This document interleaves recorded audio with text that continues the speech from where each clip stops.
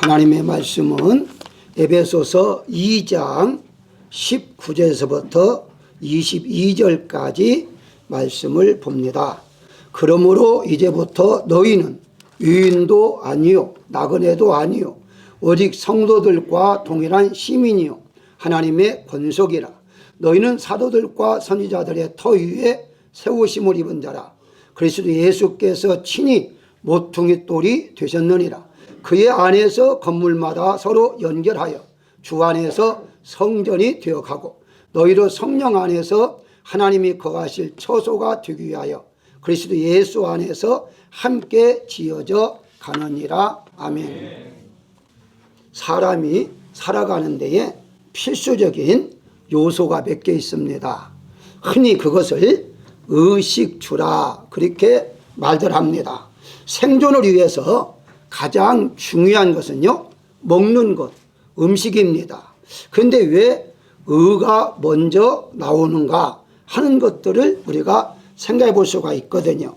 현실적으로 보게 되면 먹는 음식 다음에 집 그리고 옷이야만 되는데 우리 일반적으로 보게 되면 의식주에서 옷을 먼저 순서를 가지고 말하는 것은 한국적인 문화라 이렇게 말들을 하고 있습니다만은 어쨌든 왜 옷을 먼저 언급을 했느냐 하는 것, 순서 이런 것을 따지기 이전에 어떤 관점으로 보냐에 따라서 각각 다르지요.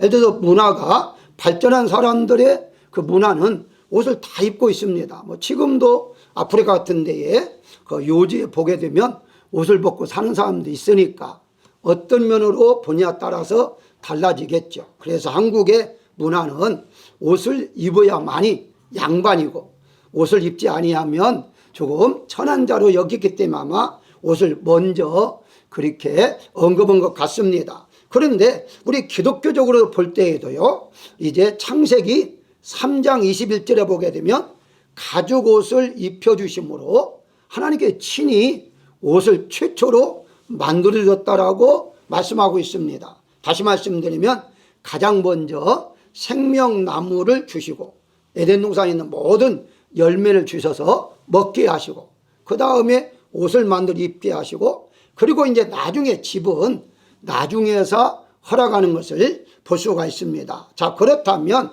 우리가 성경에도 보게 되면 옷에 대해서도요 예수님과 연결을 많이 합니다. 예를 든다면은 구원의 옷을 입어라. 우리 여러분들 기억할 거예요. 혹은 의의 옷, 혹은 공의의 옷, 찬송의 옷 이렇게 옷에 대해서 많이 신앙과 연결시키고 있어요. 여러 가지 옷과 또 이제 먹는 것 있지만 오늘은 그 중에 바로 집, 우리가 살고 있는 집, 우리가 다른 것도 여러 가지 해야 할 것들이 많지만은 멈추지 말아야 할 것이 무엇이냐? 집이죠. 그래서 많은 사람들이 집을 살려고 얼마나 노력합니까? 그래서 지금이야 그런 것 많이 없었습니다만은 옛날에는요 한국적인 것으로 말한다면 자기가 집을 사면 이 문패를 아주 크게 달겠다 이렇게 말하는 부분도 있었습니다. 대부분이 문패를 달아놨잖아요, 한국에서는.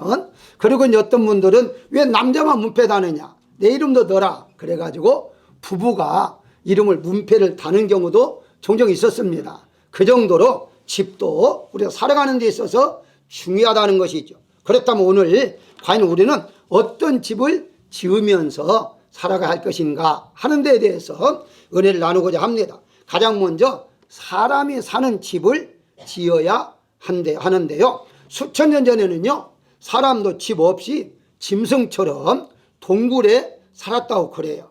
그래서 동굴에 살다가 조금 이제 발전하면서 그래서 이제 어떤 나뭇잎이죠. 나무나 나뭇잎으로 혹은 풀로 이렇게 집을 짓고 살기 시작했다는 거예요. 그러면서 점점점 이제 발전해 나간 것이 오늘날까지 이렇게 발전해 나온 것이죠. 그래서 그때 당시에는요 이렇게 풀이나 나무로 집을 지었기 때문에 집 짓는 것이 언제부터 시작했는가는 이제 나오지를 않아요. 그래서 이제 대부분이 그 지리학자들은요 3,500년에서 5,000년 정도 봅니다. 집을 지기 시작한 것은 그전까지는 그냥 집 없이 우리 사람들도 떠돌아다니면서 동굴에서 이렇게 지냈다라고 말하고 있어요. 그러면 성경에서는 어떻게 말하고 있는가 봤더니 창세기 4장 12절에 보게 되면 가인에게 하나님께 아벨을 죽인 벌로 인해서 너는 땅에서 피하며 유리하는 자가 되라. 유리라면 떠돌아다닌다는 것이거든요. 집 짓지 말고 떠돌아다니면서 살아라. 이렇게 하나님께서 벌을 내려주셨습니다. 자, 그런데 자세히 보니까 가인이 하나님 말씀을 거역했어요. 창세기 4장 17절에 보니까 성을 쌓고 그의 아들의 이름으로 에녹성이라 불렀더라 라고 말을 해요. 하나님께서는요, 어떤 건물을 짓지 말고 떠돌아다니면서 벌 받고 살아라 이렇게 말씀하셨는데 싫잖아요. 그래서 안정되게 살기 위해서 성을 쌓아서 바로 이제 이름을 자기 아들 이름을 따서 에녹성이라 그렇게 부르기 시작했다는 거예요. 그 후에도 보게 되면요, 사람들은 떠돌아다니기 싫으니까 모여 살기를 원했죠. 그것이 바로 창세기 11장에 보게 되면 바로 바벨 탑을 우리가 알 수가 있잖아요. 그런데 거기에 자세히 보니까 창세기 11장 3절에 벽돌로 돌을 대신하여 성읍과 탑을 건설하기 시작했다 그래요. 벽돌이라는 단어가 그때 나옵니다. 그 이 벽돌이라는 단어가 그때에 이제 측정해 보니까 약 한 3,500년 정도 되었다 하는 그런 지질학적의 통계가 있습니다. 그러니까 그때부터 성경에서 나오는 그 역사와 일반적으로 지질학자들이 말하는 역사와 거의 동일하게 비슷하게 지금 말하고 있습니다. 한마디로 말하면 이 벽돌을 연구해서 만들어 집을 짓기 시작한 것은 사실 성경적으로 보게 되면요, 하나님 말씀을 거역한 거예요. 하나님은 집 없이 살기를 원했어요. 왜? 집 없이 살면서 하나님이 그리워하고 하나님을 의지하고 하나님을 바라보고 살게 했는데, 아니 하나님 없어 우리 혼자 얼마나 살 수 있어. 그래서 모여서 집을 짓고 살다 보니까 나무나 풀은 금방 상하 없어지잖아, 썩어지잖아요. 그래서 연구한 것이 벽돌을 연구하기 시작하면서 그러면서 만들기 시작했다는 거예요. 그러면 이 바벨탑을 쌓은 사람이 누구냐라고 말했을 때에 이제 바로 니무롯이라는 그런 자손이 만들었다라고 성경은 말하고 있어요. 창세기 10장 9절에 보게 되면 니무롯같이 용감한 사냥꾼이 10절에 그의 나라는 시날 땅과 바벨과 그렇게 말합니다. 그리고 이어서 창세기 11장 2절에 보게 되면 그들이 동방으로 옮겨다가 시날 평지를 만나 거기 살며 라고 말을 해요. 한마디로 이 니무롯이라는 자손이 바로 바벨 땅으로 가서 거기다가 탑을 쌓았다 그렇게 말을 해요. 물론 또 어떤 신학자들은 그건 아니다 그렇게 말하지만 성경은 성경대로 그렇게 우선 보게 되면 니무롯이 바벨 지역에 살았기 때문에 그 후손이 아닌가 그렇게 말할 수가 있습니다. 자, 이렇게 보게 되니까 성경에 바로 창세기 11장까지는 주에 대해서 언급하고 있어요. 예를 들어서 가인, 그 다음에 이제 이제 그 니무롯, 노아 이런 식으로 계속해서 주에 대해서 하나님이 말씀하는 것이 있겠고요. 그리고 이제 12장부터 이제 아브라함을 통해서 회복의 역사, 하나님께서 다시 함께하는 역사가 기록되고 있는 것을 볼 수가 있는데요. 하나님은 아브라함에게 그때 비로소 장막, 한마디로 천막을 허락해요. 그때 비로소 정식적으로 허락을 합니다. 장막을 치게 해서 그래도 하나님 앞에 예배드리게, 지금 그때는 제사입니다만은 제사를 드리게 함으로써 점점점 그것이 이제 장막 천막이 변해서 이제 새로운 오늘날 같은 건축물이 만들어지고 있는 것을 볼 수가 있어요. 성경적으로 보게 되면 가장 후에 하나님이 집을 허락했다는 거예요. 먼저는 먹는 거, 그 다음에 입는 거, 그 다음에 몇백 년이 지난 다음에서 비로소 바로 집을 허용했다 이렇게 이제 볼 수가 있는 것이죠. 사실은요, 집은 있으면 너무 좋죠. 그렇지만은 없어도 상관이 없는 것이 바로 하나님 원래부터 집 없이 살더랬기 때문에, 만약에 여러분들이 집이 내 소유권이 없다 할지라도 바로 여러분들은 하나님이 그렇게 원래부터 집 없이 살겠다 유를 받으시길 바라고요. 또 집이 있으면 어떠느냐, 아니 집이 있어도 전혀 관계가 없습니다. 왜냐하면 하나님이 나중에 허락했기 때문이다. 이렇게 이제 보시면 됩니다. 예수님은요 마태복음 8장 20절에 여우도 굴이 있고 공중의 새도 거처가 있으되 인자 나는 머리 둘 곳이 없다 해서 예수는 집 없이 세상에 사셨다라고 성경은 말하고 있습니다. 따라서 예수님은 편히 자고 쉴 수 있는 집도 없이 사셨다고 한다면 우리도 세상에서 집 가지면 좋겠죠. 그러나 없어도 전혀 여러분들은 예수님도 집 없이 살았으니까 그렇게 위로를 받으면서 우리가 살아가야 할 것입니다. 자, 그렇다고 해서 우리 기독교인들이 집 없어도 살아라, 집 없이 사는 것이 은혜다, 이런 말을 지금 제가 하는 게 아닙니다. 예수님께서 집 없이 사셨지만 인간은 집이 필요한 걸 아셨기 때문에 요한복음 14장 3절에서 내가 가서 너희를 위하여 거처를 예비하면 내가 다시 와서 너희를 내게로 영접하여 나 있는 곳에 너희도 있게 하리라 라고 말씀하시므로 영원한 천국에서 집을 만들어 놓고서 우리를 다시 데려오시겠다고 말씀하고 있습니다. 그러니까 한마디로 집이 필요하다 하는 것을 예수님도 아셨고 그렇게 우리에게 소망을 주셨다라고 보시면 되는 것입니다. 따라서 여러분들이 이 세상에 살아가면서 내 집 하나 갖기를 원한다면 가지시길 원하고 또 이제 대부분이 집을 또 지키도 하잖아요. 내 마음, 내 생각대로 한번 집을 이렇게 지어보고 저렇게 지어보다 보니까 아름다운 집들이 얼마나 많습니까? 이런 집들을 지을 수 있다면 아름답게 짓고 사는 분들이 되시기를 바라고요. 두 번째는요, 성전의 집을 우리가 지면서 살아야 할 것입니다. 하나님께서 계시는 곳을 성경에서는요 성소 혹은 성전이라 그렇게 말씀하고 있습니다. 이게 성소와 성전은 같은 의미예요. 물론 조금 더 정확히 말하면 성전은 전체를 말한다면 성소는 어떤 지정, 성전 안에 있는 이제 지정된 곳을 성소라 그렇게 말하기도 합니다만은 사실은요 같은 의미로 이제 보시면 되는 겁니다. 성소에 계신 하나님 혹은 성전에 계신 하나님, 하나님이 가장 먼저 성소로 가신 것은요 출애굽기 35장 8절에 보게 되면 내가 그들 중에 거할 성소를 그들이 나를 위하여 지어라 라고 말씀하시므로 내가 있을 곳을 말합니다. 다시 말씀드리면 하나님이 계시는 곳, 그게 성소 혹은 성전이라 그렇게 말씀하고 있어요. 따라서 이와 같이 광야에 있을 때는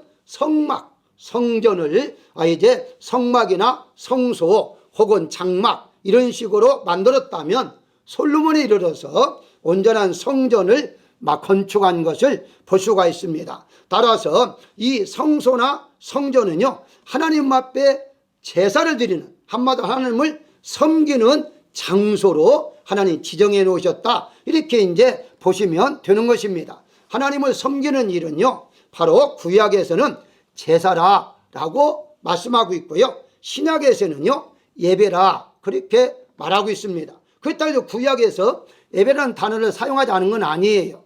구약에서도요 사무엘상 1장 3절에 보게 되면 이 사람이 매년 자기 성읍에 나와서 실로 올라가서 만군의 여호와께 예배하며 제사를 드렸다라고 말을 해요. 물론 개역성경에서는요 경배로 다 번역합니다. 대부분이 경배로 번역하지만 개정성경에서는 모두가 다 예배로 번역합니다. 이게 구약의 제사가 예배예요. 그러면 신약에는 제사라는 단어를 사용하지 않았느냐? 아닙니다. 로마서 12장 1절에 보게 되면 너희 몸을 하나님이 기뻐하시는 거룩한 산제사로 드리라, 이는 너희 드릴 영적 예배다 라고 말하므로 신약에서도요 제사라는 단어도 사용하고 예배라는 단어도 사용했지만 주로 구약에서는 제사, 신약에서는 예배, 이렇게 명칭을 가지고 사용한 것입니다. 제가 이와 같이 자세히 설명한 것은 하나님을 이렇게 드리는, 하나님 앞에 드리는 예배 제사가 같은 의미라면 그 장소가 구약에는 성소 혹은 성전이었다면 신약에는 어떻게 바꿔졌느냐? 교회로 바꿔졌다는 거예요.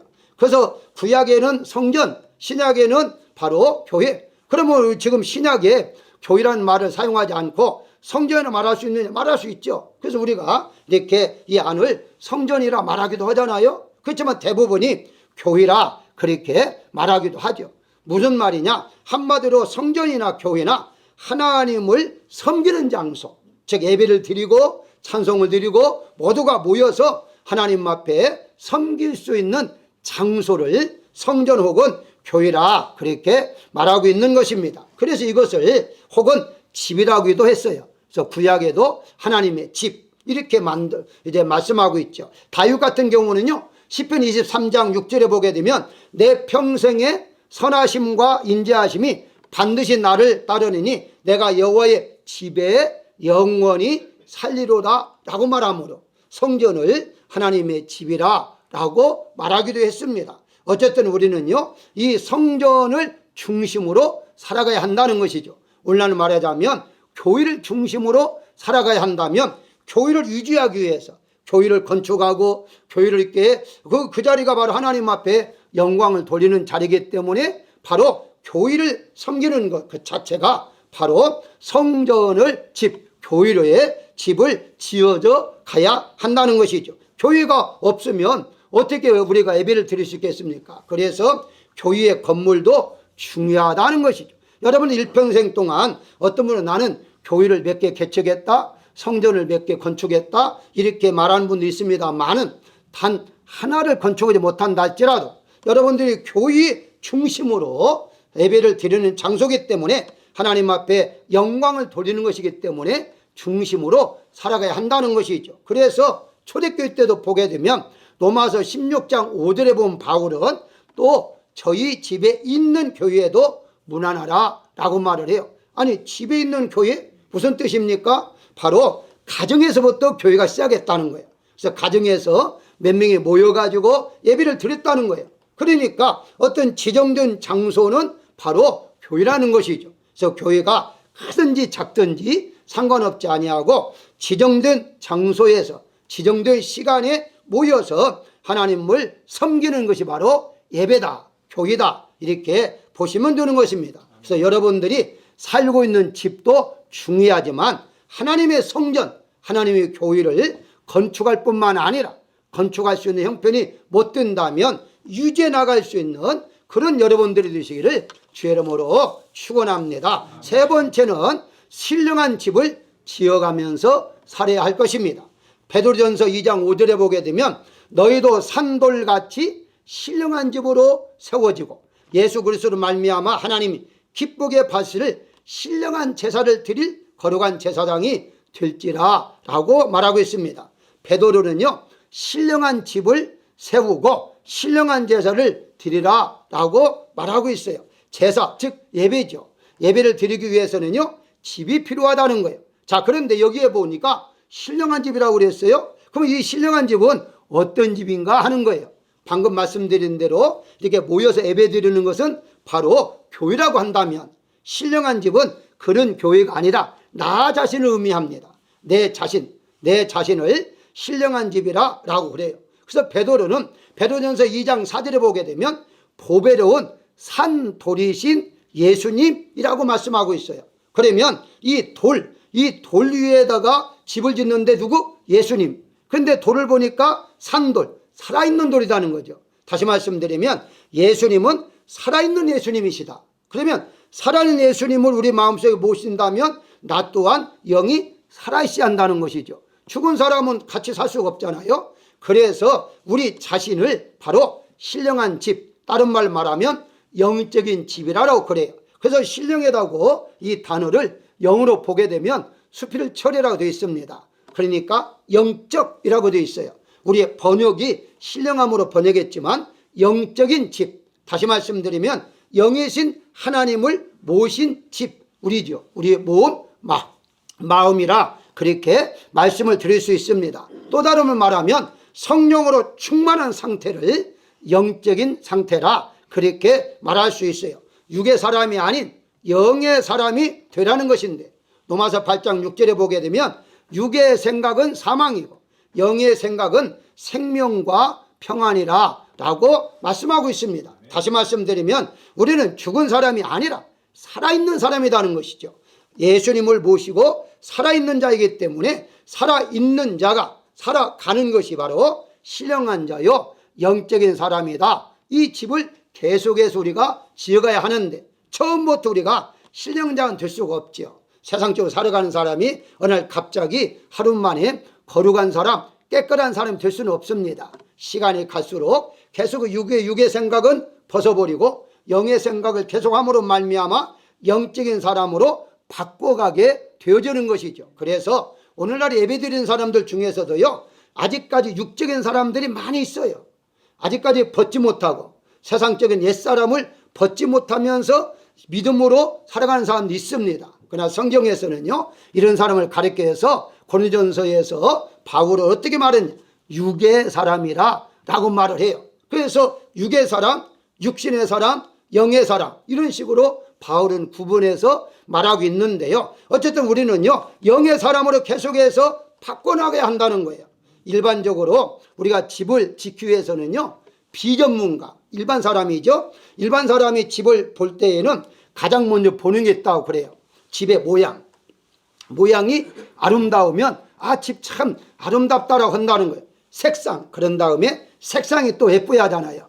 그래서 색상을 자기가 마음에 드는 색상들이 각각 다르겠지만 그러면서 모양과 색상만 보고서 이 집은 참 좋다라고 생각한다는 거예요. 그런데 전문가는 그것만 보지 않는다는 거예요. 색상도 중요하고 모양도 중요하지만 가장 전문가가 보는 것은 어떤 재료를 가지고 집을 짓느냐, 이걸 본다는 거예요. 아무리 아름답게 지었다 할지라도요, 바로 재료가 단단하지 못한다면 금방 무너질 수밖에 없죠. 그 집은 오래가지 못합니다. 그렇기 때문에 전문가가 보는 것과 비전문가가 보는 것과 차이가 있는 것처럼 하나님도 마찬가지입니다. 우리를 신령한 자로 만들어감에 있어서 고린도전서 3장 12절에 보게 되니까 만일 누구든지 금이나 은이나 보석으로 집을 지으면 이라고 나와 있고요. 그 다음에 이런 집은 공력이 나타날 때, 불로 나타날 때에 태워지지 않는다. 그래 남는다는 거예요. 그런데 나무나 풀이나 집으로 지은 집은 불에 타서 없어진다는 거예요.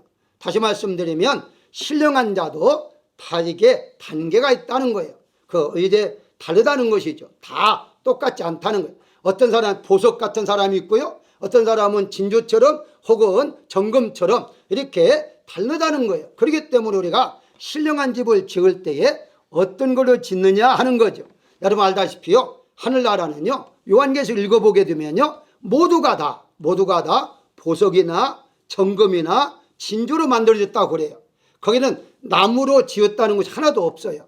여러분들이 성막을 이제 배운 분들 알겠지만 성막 안에 있는 성구, 도구들 있잖아요. 성구라고 해요. 그 성구들을 나무를 사용할 때는 어떻게 사용하느냐, 사용하더라도 반드시 겉모양은 금으로 다 동이나 금으로 입혔습니다. 나무가 절대 밖으로 보이지 않게 했어요.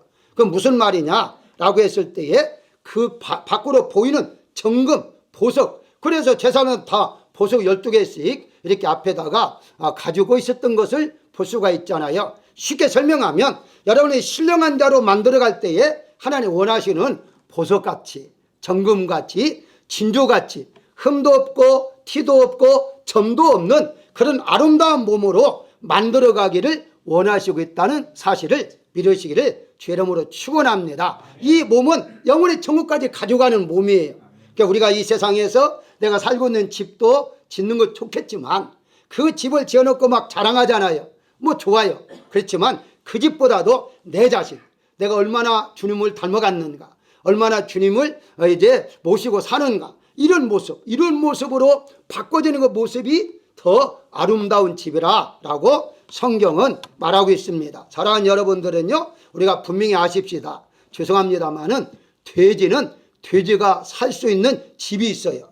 개는 개집이 따로 있습니다. 사람도요, 하나님의 살 수 있는 집이 있는데 그런 사람을 가리켜서 신령한 사람이라, 신령한 집이라 라고 성경은 말하고 있어요. 따라서 여러분들의 마음속에 예수님이 살고 있다면 이미 여러분들은 신령한 집을 짓고 있다는 사실을 믿으시기를 주의 이름으로 축원합니다. 마지막으로 생각할 것은요, 영원한 집을 지어야만이 되는데요, 이 영원한 집은 조금 달라요. 이건 내가 짓는 집은 아니에요. 영원한 집은 예수님께 요한복음 14장 2절에서 바로 말씀하신 것처럼 아버지 집에는 거할 곳이 많도다 라고 말씀하시므로 바로 하나님께서, 즉 예수님께서 우리를 위해서 살 거처를 만들어 주신다고 말씀하고 있어요. 여기에서 말하는 것을 보면은 너희를 위하여 거처를 예비하러 간다라고 그래요. 두 가지 꼭 기억하세요. 거할 곳과 거처라는 단어인데요, 이걸 한마디로 말하면 거할 곳은 거주지, 오늘날 말하면 내가 이제 머무는 곳이라고 보시면 돼요. 거처는 무엇이냐? 어느 한 장소를 의미하고 있어요. 따라서 천국에도요, 우리가 어느 장소, 분명한 것은 천국이 허공에 있는 건 아니에요. 이 지구처럼 분명하게 하나님께서 어느 별을 가지고 천국을 좀 만들고 계시는데, 그 천국이 바로 우리가 가서 영원히 살 곳이다 라고 말을 해요. 거기다가 집을 지어 놓고서 이제 우리를 기다리신다고 말씀하고 있어요. 자, 이러다 보니까 일부의 신학자들은요, 아니 우리가 이제 부활체가 무슨 집이 필요하냐, 바로 지금 우리가 이런 몸은 집이 필요한 것은 추운 것을 막아주고 비를 막아주고 이런 나를 보호하기 위해서 집이 필요하지, 천국에는 부활한 영체인데 뭐가 집이 필요해서 하나님 집을 그렇게 지어주겠느냐, 그러면 하는 말이 바로 이것은 천년 왕국을 말하는 거다, 이렇게 주장하는 신학자들이 있는데요, 우리 보수주의 입장에서는요 이걸 안 받아들입니다. 분명히 이제 성경에서는요 천년 왕국은 지상에서 이루어진다고 그랬어요. 지상에서, 내세가 아닙니다. 그런데 예수님 말씀하신 것은요 내세를 말하는 거예요. 영원한 장소, 내가 다시 와서, 재림이죠, 다시 와서 너희를 데려갈 것이다. 거처가 예비되면, 다 만들어지면, 천국이 완성이 되면 다시 와서 너희를 데려갈 것이다 라고 말씀했기 때문에 이 지구상에서 이루어지는 그런 천년왕국이 아니다는 거예요. 분명한 것은 왜 하나님이 영원한 천국에 집을 만드신지는 모릅니다만은, 그건 몰라요. 우리도 모릅니다. 하나님은 아시죠. 분명히 성경에서는 거처할 곳이라고 했으니까 우리가 거할 곳, 살아갈 곳, 집이 어떤 집인지 몰라요. 동양적으로 지을 것인지 서양적으로 지을 것인지 그건 우리는 아무도 모릅니다. 어쨌든 그러나 우리가 살 곳을 하나님께서 준비하신다는 것은 분명한다는 사실을 우리가 알아야 할 것입니다. 그래서 우리가 살아가는 집으로 바로 우리가 이제 또 오해를 살 수 있는 것이 무엇이냐면은, 고린도후서 5장 1절에 보게 되면 만일 땅에 있는 집이, 장막집이 무너지면 하늘에 있는 영원한 집이 우리에게 있는 줄 아느니라 라고 말하면 이것도 혼동하는 분들이 있어요. 근데 그렇지 않습니다. 고린도후서 5장 1절에 말하는 것은요 내 자신을 말해요. 여기에서 땅에 있는 장막이란 현재 보이는 육신의 몸을 말하고, 하늘에 있는 집이란 영적인 집, 부활이에요. 부활한 집, 부활한 몸을 하늘에 있는 집이라고 분명히 구분해서 말하고 있는 거예요. 그러니까 그것과 요한복음 14장과 연결하면 안 돼요. 분명한 것은 바로 우리는 영원히 부활해서 하나님이 각자 아파트가 됐든지 뭐 단독주택, 그건 모릅니다. 우리 생각대로 뭐 이런 식으로 집을 지었겠어요? 다 보석으로 짓는 집이 지금처럼 이런 집은 아닐 것 같아요. 어쨌든 우리가 한 번도 보지 못하는 정말 정금으로 보석으로 지은 집을 하나님 다 완성해 놓으시면 바로 재림하셔서 우리를 데려가신다 말씀했기 때문에 우리는 그 영원한 집을 바라보면서 살아야 할 것입니다. 다시 말씀드리면 영원한 집은 내가 짓는 것은 아니지만 우리가 바라보야죠. 어떻게 좋은 집 좀 주세요. 내 집은 조금 좋은 집 좀 만들어 주세요. 이런 어떤 사모함이 필요하다는 것이죠. 사모함이 필요해서 바로 그 사모함이 있는 자는 어떻게 말합니까? 다시 한번 보겠습니다. 이제 예수님께서 이런 말씀 하시면서 요한복음 14장에서 너희는 근심하지 말라 라고 말을 해요. 나를 믿어라, 근심하지 말라 라고 말을 해요. 한마디로 말하면 왜 예수님은 근심하지 말고 살아라고 했느냐 하는 거예요. 예수님이 지금 이런 말씀 하실 때에는 이제 죽으시잖아요. 십자가에 죽으시면 다 끝나지 않는가? 아니 죽으신데 어떻게 약속을 이룰 수 있는가? 이렇게 생각하니까 예수님은 근심하지 말아라. 나는 죽지 않고 다시 부활할 것이다. 내가 죽어도 끝나는 게 아니라 다시 부활해서 너희와 함께 살 것이다 하는 것을 말씀하고 있어요. 쉽게 설명하면 우리는 이 세상에서 죽음으로 끝나는 게 아니다는 거예요. 우리 이 세상의 죽음은 바로 새로 지은 집, 영원한 집, 천국의 집으로는 이사를 간다는 거예요. 그래서 우리는 행복하게 근심하지 않고 살아가야 한다고 성경은 말씀하고 있어요. 사랑하는 여러분, 대부분이 이 미국에서 집을 자기가 사고 산달지라도요, 바로 이제 페이맨을 하다 보니까 사실 따지고 보면 렌트 사는 거나 거의 비슷하죠. 내 집이라 할지라도. 그게 대부분의 미국은 바로 리스 혹은 렌트 생활을 하죠. 자, 그런데 기간이 끝나가지고 이사를 해야 하는데 이사 갈 곳이 없다라고 한번 가정해 보십시오. 얼마나 참 슬픕니까? 이사 갈 데가 있으면 뭐 관계는 없어요. 이사 가면 되니까 더 좋은 집으로 가면 더 행복하겠죠.